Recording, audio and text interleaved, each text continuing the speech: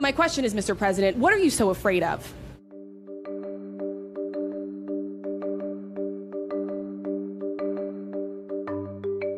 The list of your political opponents who are dead, imprisoned, or jailed is long. Alexei Navalny's organization calls for free and fair elections, an end to corruption.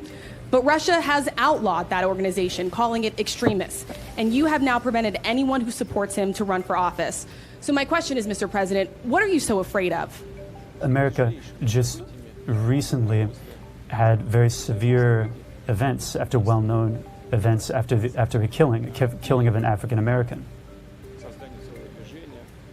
And an entire movement developed known as Black Lives Matter. I'm not going to comment on that, but here's what I do want to say.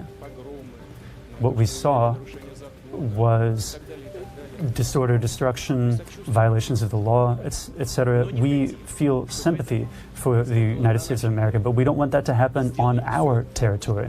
And we're doing our utmost in order to not allow it to happen. And some fears, it has nothing to do with anything. Please. You didn't answer my question, sir. If all of your political opponents are dead, in prison, poisoned, doesn't that send a message that you do not want a fair political fight? As for who is killing whom or throwing whom in jail,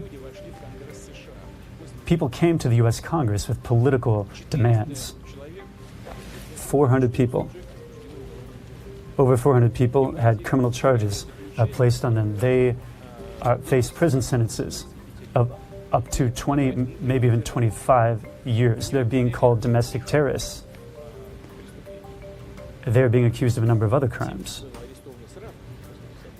70 of them were arrested right away after the events, and 30 of them are still under arrest. It's unclear on what grounds. And as for nobody from the official authorities has informed us about it. Some people died, and one of the people that died, they were simply shot on the spot by the police, although they were not threatening the police with any weapons. In many countries, the same thing happens in our country. I'd like to stress once more that we sympathize with what happened in the United States, but we have no desire to allow the same thing to happen in our country.